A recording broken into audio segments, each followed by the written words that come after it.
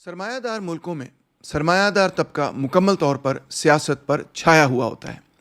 आप अमेरिका की मिसाल ले लीजिए कि वहाँ पे डोनाल्ड ट्रंप साहब बराह रास्त अमेरिका के सदर हैं, रिपब्लिकन पार्टी को कंट्रोल करते हैं। इलॉन मस्क साहब उनके राइट हैंड पर उनके राइट हैंड मैन हैं। मुकम्मल तौर पे सरमायादार तबका अमेरिका की सियासत पर छाया हुआ है।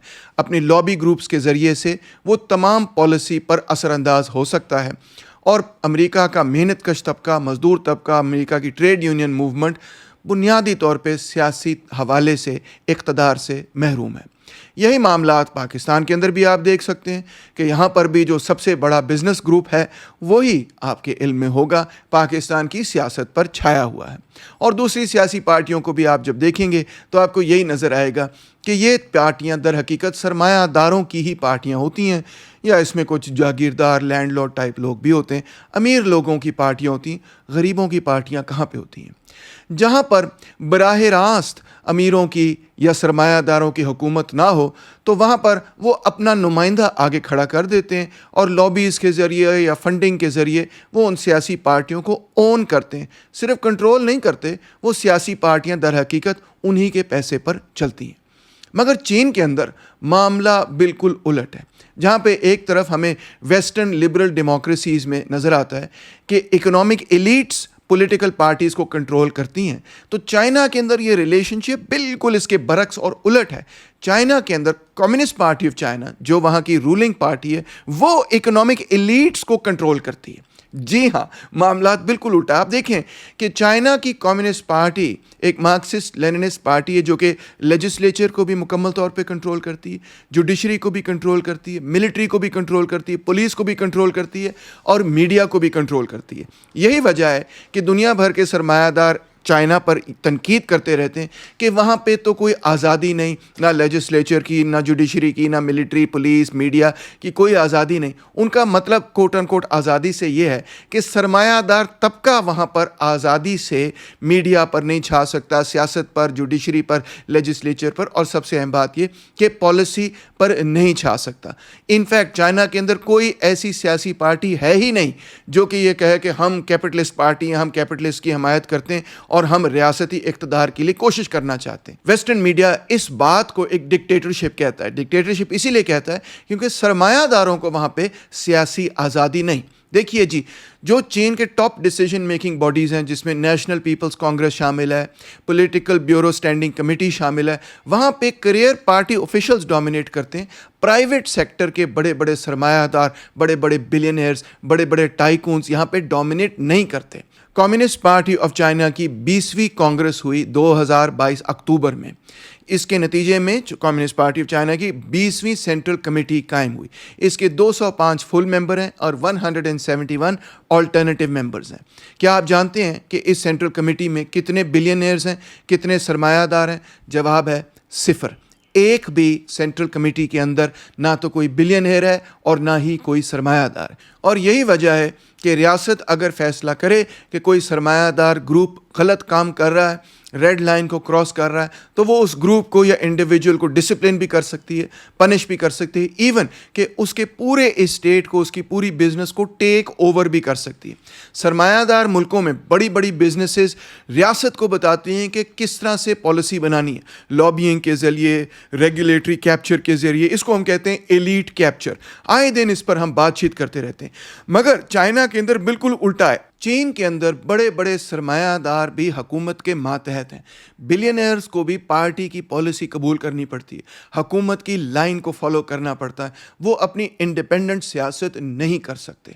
इनफैक्ट सरमायादारों की दौलत और उनका सोशल स्टेटस या उनकी पोजीशन कंडीशनल है, बशर्त है कि वो पार्टी की पॉलिसी को फॉलो करें।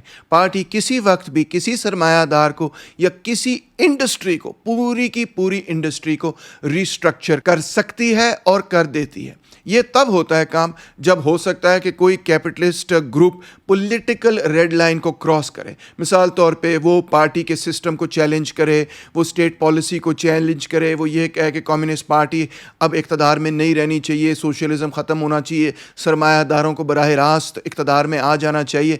ऐसी कोई वो बात करें तो फिर वो रेड लाइन क्रॉस कर लेते हैं और पार्टी जो है उनको ठप कर देती है। इसी तरह स्ट्रेटेजिक सेक्टर्स पर پارٹی ہو سکتا ہے کہے کہ یہ سیکٹر اتنا اہم ہے کہ اس پر ریاست کی اجارہ داری ہونی چاہیے نہ کہ سرمایہ داروں کی. ریسنٹلی ہم نے دیکھا کہ فائنینس پر تو پہلے ہی ریاست کی اجارہ داری ہے, اب ریاست یہ کہہ رہی ہے کہ ٹیک اور ریئل اسٹیٹ پر بھی ان کی اجارہ داری قائم ہونی چاہیے, کیونکہ ٹیک ایک ایسا وائٹل سیکٹر ہے, ٹیکنالوجی ایک ایسا وائٹل سیکٹر ہے جو کہ سرمایہ داروں کے کنٹرول میں نہیں دیا جا سکتا. اور ریئل اسٹیٹ کے اندر اتنی اسپیکولیشن ہو چکی ہے کہ ریاست اس پورے کے پورے سیکٹر کو دوبارہ سے ریسٹرکچر کر رہی ہے. اس سے ایک ڈیمونسٹریشن ایفیکٹ ہوتا ہے. اس سے مراد یہ ہے کہ مثال قائم ہو جاتی ہے کہ جب آپ ہائی پروفائل لوگوں کو ریموو کرتے ہیں تو باقی تمام سرمایہ داروں کو بھی یہ میسج جاتا ہے, یہ پیغام جاتا ہے کہ آپ کی دولت کنڈیشنل ہے, اس چیز پر شرط رکھتی ہے کہ آپ نے پولیٹیکل پارٹی سے, کمیونسٹ پارٹی آف چائنا سے لائلٹی شو کرنی ہے, ریاست سے لائلٹی شو کرنی. اگر آپ لائلٹی شو نہیں کریں گے تو آپ کو پھڑکا دیا جائے گا. آئیے میں آپ کو کچھ مثالیں دیتا ہوں, ہائی پروفائل کیسز کی مثالیں دیتا ہوں جہاں پہ کمیونسٹ پارٹی آف چائنا نے بڑے بڑے سرمایہ داروں کو منٹوں سیکنڈوں کے اندر اور ان کی پوری انڈسٹریز کو منٹوں سیکنڈوں کے اندر ریسٹرکچر کر دیا, ٹیک اوور کر دیا. سب سے بڑی مثال تو ہے جیک ما, علی بابا اور اینٹ گروپ کی.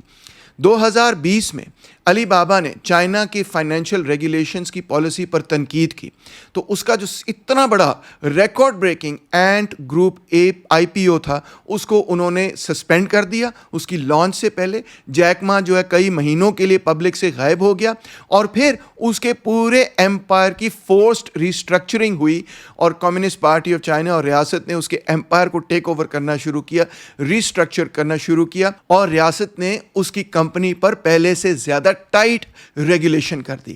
اسی طرح دوسری اگزامپل دی جاتی ہے کولن ہوانگ کی. ان کی کمپنی کا نام تھا پنڈو او ڈو. یہ ایک بلینئر تھے اور سڈنلی 2021 میں ان سے یہ کہا کہ آپ کو سٹیپ ڈاؤن کرنا پڑے گا. کیوں؟ کیونکہ بیجنگ نے فیصلہ کیا کہ ٹیک انڈسٹری پہ وہ کریک ڈاؤن کر رہے ہیں, اینٹی ٹرسٹ لاز ٹائٹن کر رہے ہیں, ڈیٹا سیکیورٹی ریگولیشنز ٹائٹن کر رہے ہیں. تو سڈنلی ہم یہ کیا دیکھتے ہیں کہ ایک بہت بڑے بلینئر یہ کہتا ہے کہ میں تو جی اپنے چیئرمین شپ سے سیدھا استعفیٰ دے رہا ہوں. ایک اور ایگزامپل دیکھ لیجئے ژانگ یمنگ کی جس کا بائٹ ڈانس اور ٹک ٹاک ہے. 2021 میں انہوں نے اناؤنس کیا کہ میں بھی اب سی ای او نہیں رہ سکتا, حالانکہ کمپنی کو گلوبل سکسیس مل رہی تھی. اس نے کہا ذاتی وجوہات کی وجہ سے میں اب کمپنی سے سی ای او سے ریزائن کر رہا ہوں. مگر حقیقت یہ تھی کہ اصل میں ریگولیٹری پریشر تھا ٹیک فرمز پہ کہ پارٹی پالیسی سے آپ نے الائن کرنا ہے, اس وجہ سے اس نے سٹیپ ڈاؤن کیا. ریئل اسٹیٹ سیکٹر کے اندر ہم دیکھتے ہیں ایور گرینڈ ایک بہت بڑی کمپنی ہے جس کے سی ای او تھے یو جیاین اور یہ فاؤنڈر تھے چائنا کی سب سے بڑی پراپرٹی ڈیولپمنٹ کمپنی کے. اور اس وقت اس کا کیا معاملہ ہے کہ $300 بلین کی لائبلٹیز وہ فیس کر رہے ہیں کہ آپ نے $300 بلین ریاست کو ادا کرنا ہے. ریاست نے مکمل طور پہ اس کے میجر ایسیٹس ٹیک اوور کر لیے اور ڈیٹ ریسٹرکچرنگ بھی ٹیک اوور کر لی. پورے کا پورا گروپ بیسکلی مور اور لیس ریاست نے ٹیک اوور کر لیے. ایک اور ایگزامپل دیکھیں وانگ جان لن جن کا کمپنی کا نام تھا ڈالین وانڈا گروپ.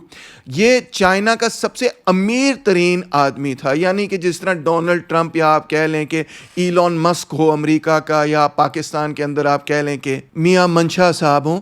تو چائنا نے کیا کیا کہ اس کو پریشر کیا کہ اپنے تمام اوورسیز ایسٹس جو ہیں وہ بیچ دو, ری فوکس کرو ڈومیسٹکلی. گورنمنٹ نے پوری کی پوری پالیسی کو ٹائٹن کر دیا اور یہ کہا کہ جتنی آپ کی فورن ایکوزیشنز ہیں وہ ارریشنل ہیں, ان کو بیچ دو اور ری فوکس کرو چائنا پہ.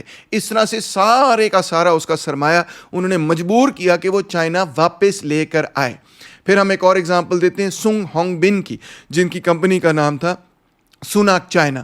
2023 میں ہم نے دیکھا کہ ایک دم سے انہوں نے یہ کہا کہ جی آئی ایم اسٹیپنگ ڈاؤن, وہ چیئرمین شپ سے ہٹ گئے. ریئل اسٹیٹ پر ایک پوری ریسٹرکچرنگ ہوئی, اسٹیٹ انٹرونشن ہوئی, کارپوریٹ گورننس وغیرہ. ریاست نے مطلب ہے کہ وہ پورا سیکٹر ہی ریسٹرکچر کرنا شروع کر دیا. پھر ہمیں نظر آتا ہے رین جی کیانگ جو کہ ہوایان ریئل اسٹیٹ کے بیسکلی ٹائکون تھے. انہوں کو پارٹی ممبرشپ اس سے پہلے ایکسپیل کیا گیا 2020 کے اندر, اور پھر 18 سال ان کو جیل میں ڈال دیا گیا کرپشن کے چارجز پر. کبھی آپ سوچ سکتے ہیں کہ امریکہ کے اندر کسی ٹاپ لیول سی ای او کو 18 سال نہ صرف جیل ہوئی ہو بلکہ اس کو امپلیمنٹ بھی کر دیا ہو؟ ایسے بہت کم ہوتا ہے کیپٹلسٹ کنٹریز میں. وا وینگو بیجنگ کی زینت ہولڈنگز کے ہیڈ تھے, وہ امریکہ بھاگ گئے 2014 میں. ٹاپ آفیشلز نے ان کو کہا کہ یہ انتہائی کرپٹ قسم کا آدمی ہے, اور اب ان پہ فراڈ چارجز ہیں امریکہ کے اندر بھی. اسی طرح فائنینشیل سیکٹر کے اندر ٹمورو گروپ ایک بہت بڑا گروپ تھا جس کے لیڈر تھے ژاؤ جان ہوا. یہ بلینئر فائنینسئر تھے. ان کو 2022 کے اندر اریسٹ کیا اور کہا کہ یہ فائنینشیل کرائمز کر رہے ہیں, اور ان کے تمام ایسٹس سیز کر لیے, اور ان کا پورا کنگلومریٹ ڈسمینٹل کر دیا اور ریاست نے ٹیک اوور کر دیا. اسی طرح آن بانگ انشورنس وو یا ہوا کی ایک کمپنی تھی. اب غور سے سنیے گا کہ ان کی شادی ہوئی تھی دینگ شاؤ پنگ کی فیملی میں. جی ہاں, دینگ شاؤ پنگ کی فیملی کے اندر یہ بیاہ ہوئے تھے, مگر پھر بھی یہ انٹچبل نہیں تھے. 2018 کے اندر ان کو اریسٹ کیا گیا, 18 سال ان کو بھی جیل کے اندر ڈال دیا گیا, اور ان کی کمپنی یعنی ان بانگ انشورنس کو ریاست نے ٹیک اوور کر لیا. ان سب باتوں سے ہمیں یہ بات پتہ چلتی ہے کہ چائنا کے اندر ہاں سرمایہ دار طاقتور ہیں, مگر صرف اور صرف اپنی بزنس ڈومین میں. جب تک وہ اپنی ڈومین میں رہتے ہیں تو وہ خوب پیسہ کما سکتے ہیں, مگر اوور آل ایک سیاسی پارٹنر کے اعتبار سے وہ بالکل اس نظام کے ماتحت ہیں, پارٹی اور ریاست کے ماتحت ہیں. سیاسی اقتدار سرمایہ داروں کے پاس نہیں ہے. پارٹی کی اوپر سپرویژن ہے, ریاست کی اوپر سپرویژن ہے. اگر کوئی بھی سرمایہ دار ریڈ لائن کراس کرتا ہے, فائنینشیل کرپشن کرتا ہے وہ, یا پھر کوئی ایسی کوشش کرے کہ نظام کے اندر چھوڑ کر کے تو سرمایہ داروں کو براہ راست اقتدار میں لانے کی کوشش کرے, تو اس کو یہ نظر آتا ہے کہ اس نے ریڈ لائن کراس کر لی ہے. اور اگر وہ سیاسی ریڈ لائن کراس کرے یا معاشی ریڈ لائن کراس کرے تو اس کو ہٹا دیا جاتا ہے, اس کو بینکرپٹ کر دیا جاتا ہے, اس کو امپریزن بھی کر دیا جاتا ہے, اس کے پورے ایمپائر کو ٹیک اوور کر لیا جاتا ہے. یہ مثالیں میں نے آپ کو اس لیے دی ہیں تاکہ آپ کو یہ بات سمجھ آئے کہ چین کے اندر اگرچہ سرمایہ دار ہیں, مگر وہ اس سماج کے اندر ایک جونیئر پارٹنر ہے. سینئر پارٹنر بنیادی طور پہ کمیونسٹ پارٹی آف چائنا ہے, ریاست ہے. اس پارٹی کی ہائیسٹ آرگنائزیشن میں کسی قسم کا کوئی سرمایہ دار شامل ہی نہیں ہے. نہ اس کی وہ فنڈنگ کرتا ہے, نہ اس کی سینٹرل کمیٹی پہ بیٹھتا ہے, نہ اس کی پالیسی پر وہ حاوی ہوتا ہے. اگر کمیونسٹ پارٹی آف چائنا یہ فیصلہ کرے کہ کسی سرمایہ دار نے پولیٹیکل ریڈ لائن کراس کر دی ہے, یا وہ یہ فیصلہ کرے کہ کسی سرمایہ دار نے اکنامک ریڈ لائن کرپشن کی ہے وہ کراس کر دی ہے, یا وہ یہ فیصلہ کرے کہ یہ ایک ایسا سیکٹر ہے اکانومی کا جو کہ ریاست کے کنٹرول میں ہونا چاہیے, چاہے وہ ٹیکس سیکٹر ہو یا آج کل ریل اسٹیٹ کی ریسٹرکچرنگ جاری ہے, تو وہ اس پورے کے پورے سیکٹر کو ٹیک اوور کر سکتی ہے. پورے کے پورے سیکٹر کو ریاست نہ صرف ٹیک اوور کر سکتی ہے, میں نے آپ کو دکھایا کہ وہ ٹیک اوور کر لیتی ہے, اور بغیر کسی ہچکچاہٹ کے ریاست اگر یہ فیصلہ کرے کہ یہ گروپ کیپٹلسٹ کا معیشت کے لیے اب کارآمد نہیں ہے, فائدہ نہیں دے رہا, یہ نقصان پہنچا رہا ہے, تو اس پورے کے پورے نہ صرف بزنس کو بلکہ پورے کے پورے سیکٹر کو کمیونسٹ پارٹی آف چائنا اور چائنا کی ریاست ریسٹرکچر کر سکتی ہے. یہ چیزیں ہمیں سرمایہ دار ملکوں میں نہیں ملتی, اور انہی چیزوں سے ہمیں یہ بات سمجھ آتی ہے کہ سیاسی اقتدار چین کے اندر سرمایہ داروں کے پاس نہیں بلکہ کمیونسٹ پارٹی آف چائنا کے پاس ہے. کمیونسٹ پارٹی آف چائنا سے ہمارا اختلاف سیاسی لائن کے حوالے سے, معاشی لائن کے حوالے سے ہو سکتا ہے, مگر یہ کہنا کہ چائنا کے اندر سرمایہ دار سیاسی اقتدار رکھتے ہیں بالکل حقائق کے برعکس ہے. بہت بہت شکریہ.